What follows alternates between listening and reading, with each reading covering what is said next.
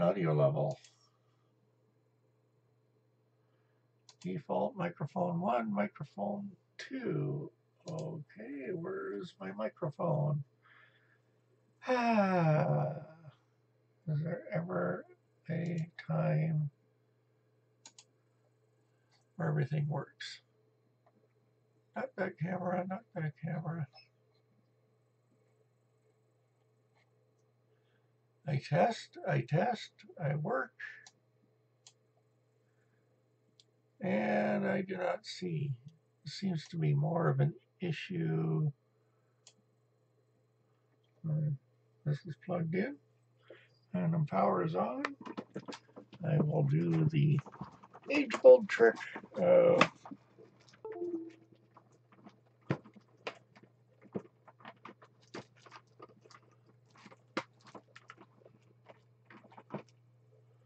unplugging and plugging a microphone.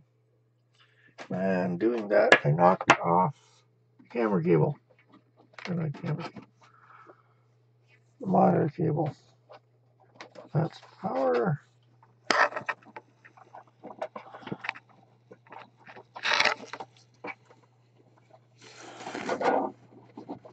I know where you're going.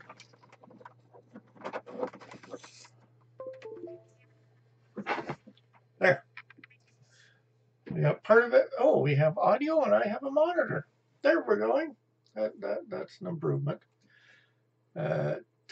What's going on today? Well, first of all, one of my cameras decided not to fire up this morning, and I don't know why. So that's something else that needs to be tackled. There's always something. And I'm using a new microphone. So it's a lav. It's attached to my shirt. So as I move between cameras here, it will actually keep even audio levels. This is a new one. It's wired. That way I don't have to worry about the batteries on my wireless lav. So what do we got going on today? Well, not a whole lot because I have been under the weather. So what do we got here?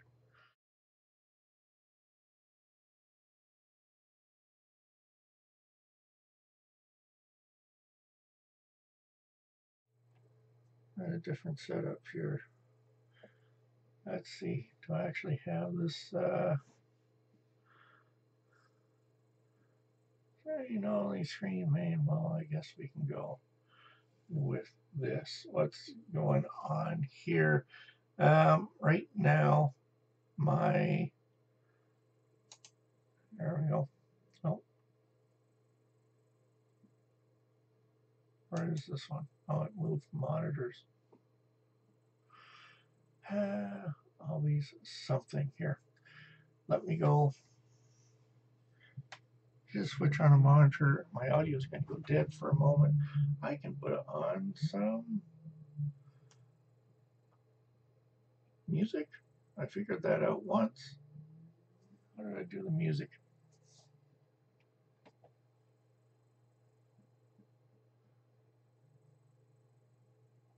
I don't see it right now. I'm not going to play with that right now.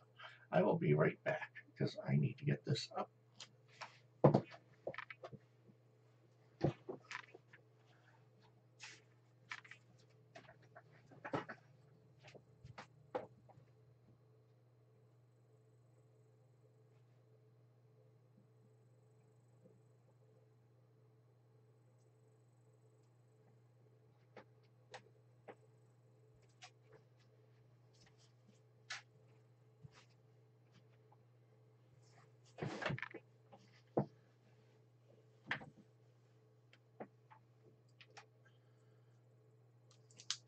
There. Am I back? Is there audio here? Check, check, 1, 2. Let's see. Yep. Audio's back. Okay. See if we do this right. What are we doing today? We're not doing a whole lot. I just grabbing a screen over here from my third monitor so I can put it on so we can have a look here. And what we're going to talk about is extruders.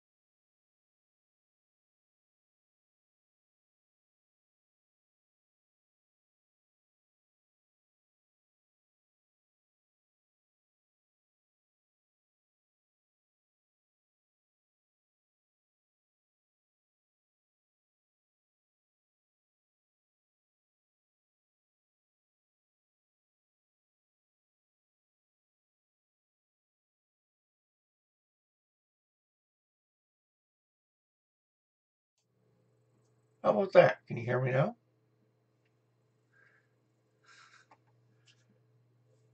There. Okay, I'm seeing that bounce around. My bad. Okay,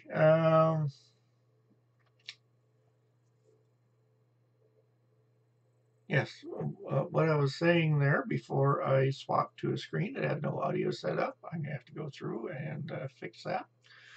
And that is, I've never actually seen much close-up information on how an extruder actually works for FDM printing.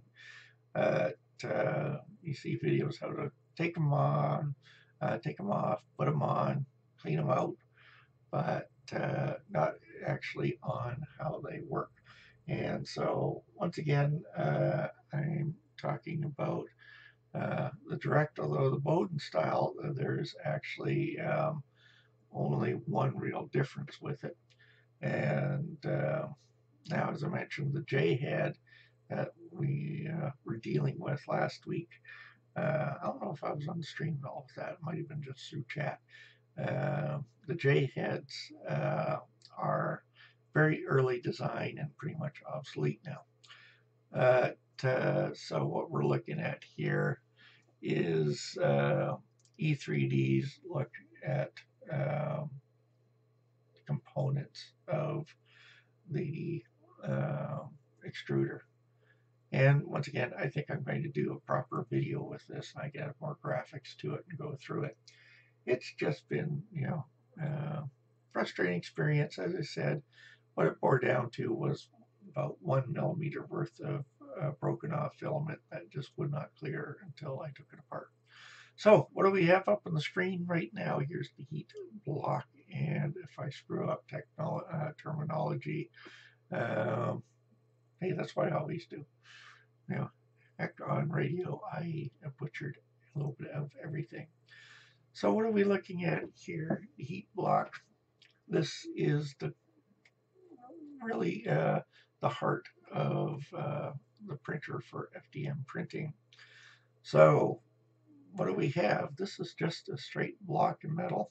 We've got a couple of points on here to tighten up. What this hole is for is this is for the thermistor. Yeah, hopefully I got that right. That generates the actual heat. So it is a plug. It fits into this hole on the side, and most of the time you don't even notice it's there. And attached to that is this little unit here. This is what actually reads the temperature of the block. So you put a plug in here, it generates the heat. The block heats up. This tells our system what the temperature is for the heat block. And this hole right here is where you add a nozzle. Now, the J had the early one. This whole block came with dimensions, so you can machine your own, and the nozzle was part of the machining. So if you wanted to change the nozzle, you had to take out this entire block and put a different one in. So I'm glad they changed that. Now, here you can see, here's the plug it's put in. And normally it's sitting flush. That's why you don't normally see it.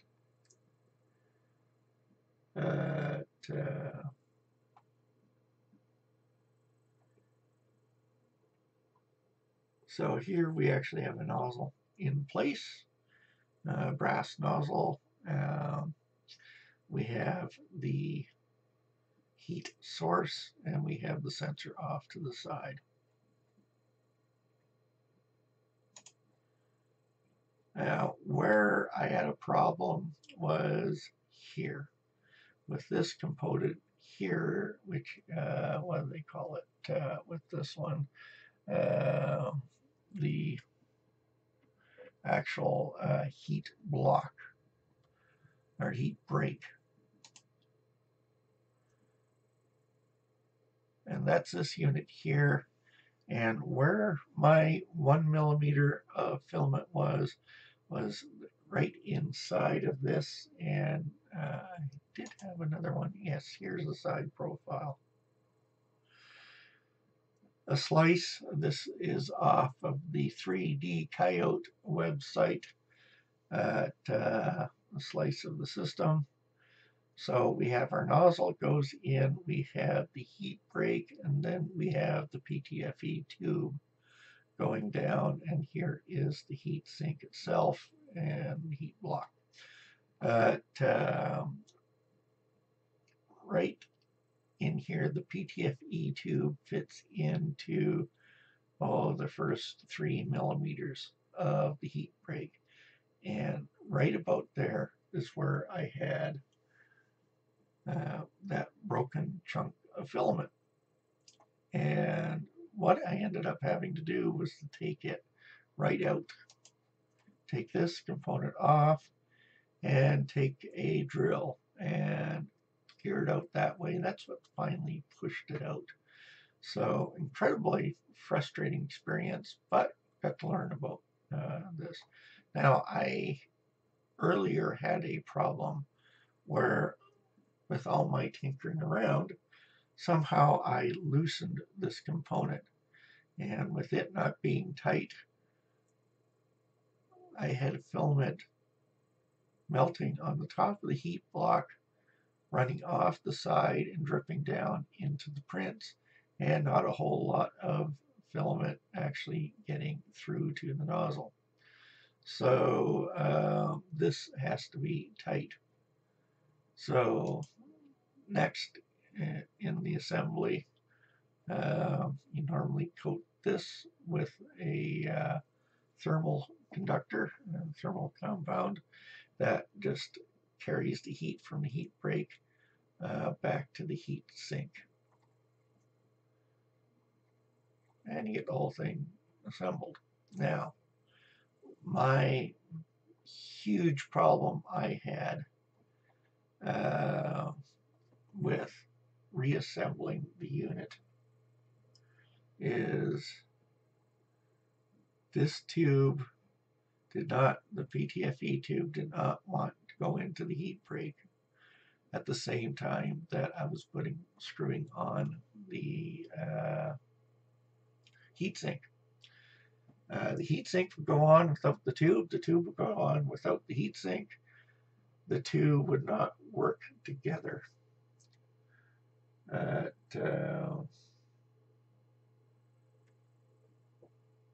It was a battle to get this to work. So yeah, when I took it apart, actually, the heat break was quite loose. So that was an issue. So got everything reassembled with the heat lock and the extruder itself. Problem is I ended up trimming because it ended up being damaged in the process about a millimeter of the PTFE tubing, and so now it is no longer flush with the let's see, do we get down there? No, with the top of the extruder assembly. So they'll still work fine, but it might be a bigger challenge to get filament to actually get into the PTFE tube. See this in this diagram, this is an original Prusa, but the idea is the same. You have the part of the extruder assembly, the printed component, and then you have your gearing to actually push your filament in, and it's best if the PTFE tubing can be flush with the top of this assembly, so you actually see it. It makes it easier to guide the filament into it. As it is right now, it's down here about a millimeter. Now, frustrating component with this, once again, is that I have, there, you can see this part right here, this Bowden setup, but the idea is the same. This component right here is not flush, it's now recessed in a little bit. Only about a millimeter, but it is going to give me a headache as I go along. Frustration thing is I received 3 orders about a week ago, and there was filament in there.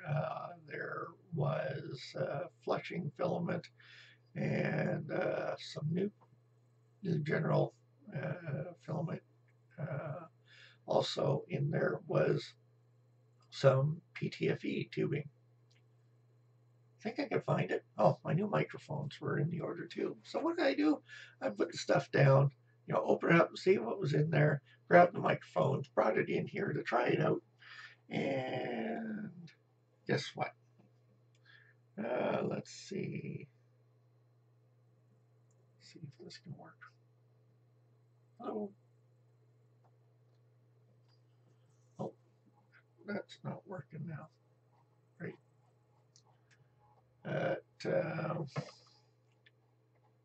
Where's my mouse? All right.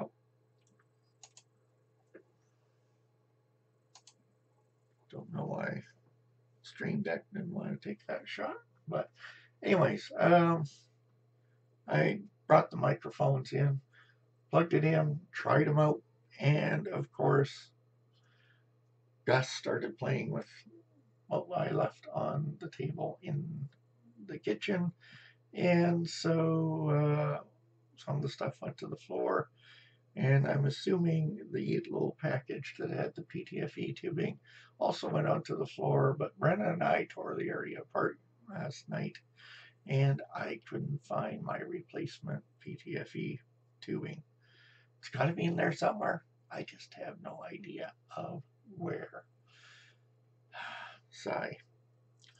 But anyways, have gotten to learn the insides. As I said, I do have it back together now.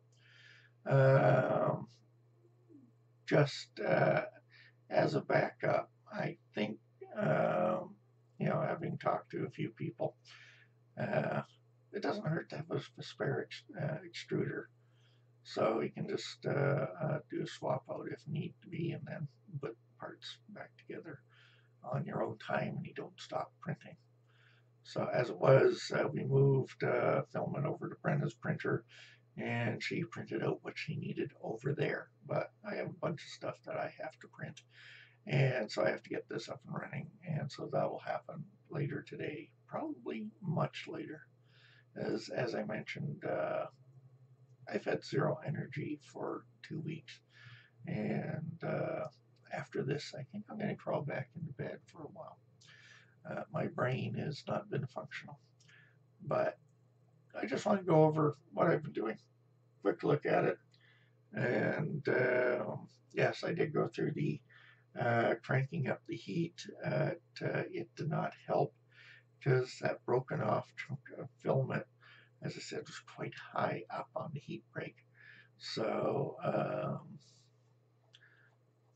being that the heat break was actually doing what it was supposed to do, if the broken off chunk of filament had been down here, where the nozzle meets that heat break, then probably overheating the nozzle would have cleared it. I have done the overheat as a clearing a couple of times, and it does work like a charm if you do have that sort of problem. Or I did have, I was printing some, I've heard some people not have this problem with this component. They've had it with different colors, but I put in white after using black, and that black took forever to flush out. That's why I got some flushing filament, just in case the problem occurs again. And it flushed out everything. I think the problem was over here. But when you use this flushing filament, uh, after you put in the first amount, you start at a low temperature. Then you crank it up to about 290 degrees, and you flush through the entire uh, system until it's running clean. And how long that takes depends on the filament. I think it was Noah Bean when he was printing with his conductive filament. Uh, it went on and on and on. That stuff did not want to clear out of the system. So that's another place where flushing filament would be handy. Of course, the manufacturers of the filament say use it every time you change filaments, and I don't think that's needed. It's for the good sailing. I've had most of the time it's been quite easy. You do basic filament swap. You feed through a little bit of filament, and before long you got nice clear filament, and you're up and running again. Of course, as I mentioned, I had the problem with the black sticking in after I loaded some new white, and then the uh, uh, flushing filament would have worked great for that. Anyways, hello there. Yeah, this is going to be a very short one. Actually, just wrapping up here because I need to go crash.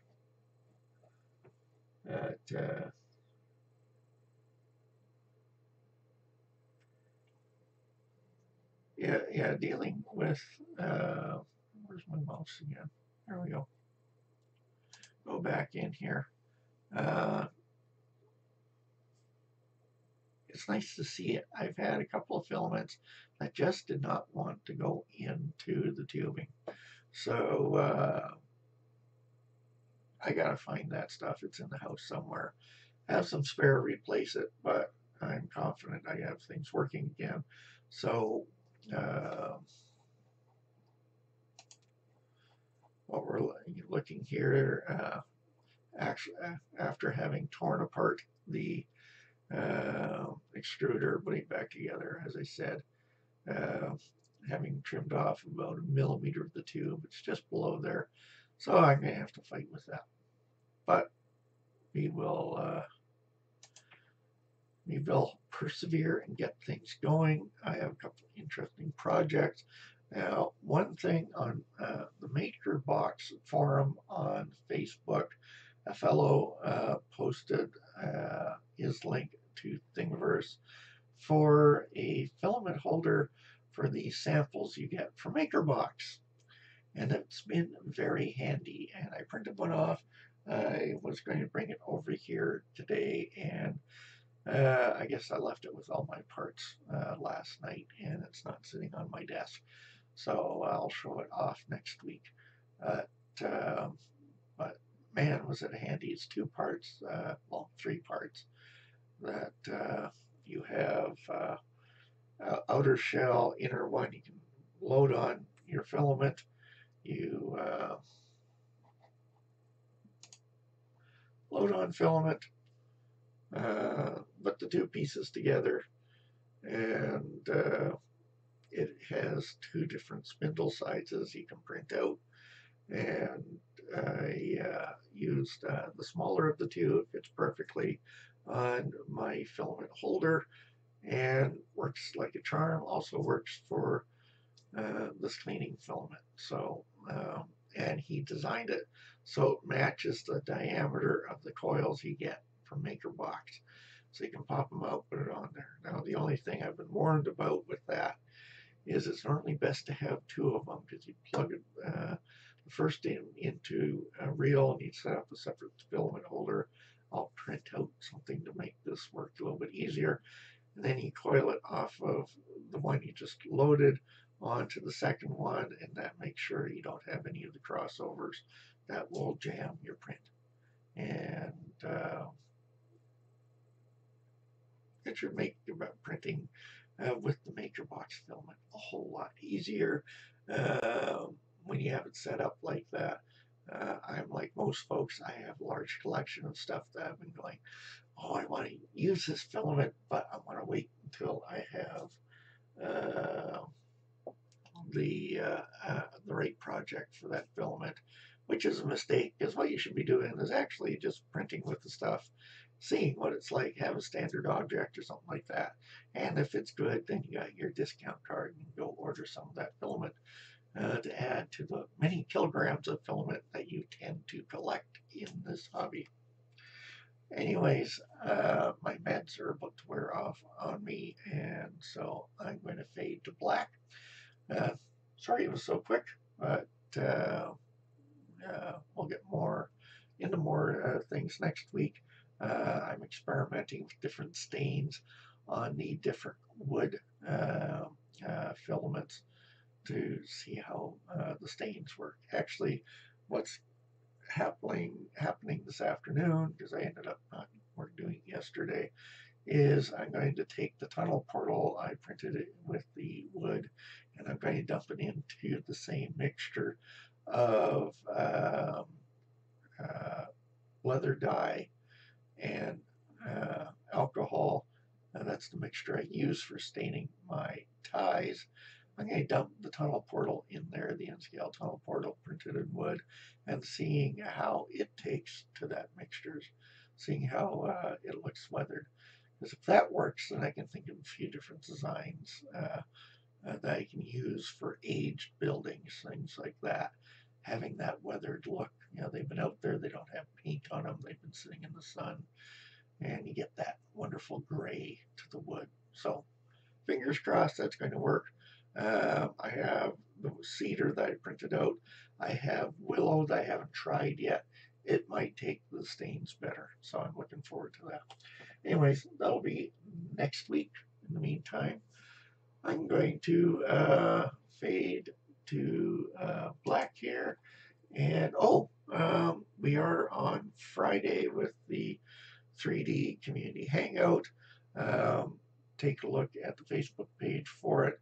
And if I get the information for who's hosting, I'll put it onto this description. I don't know who's hosting it, but it's 10 p.m. Eastern, and we'll get the message out. Follow us on Twitter.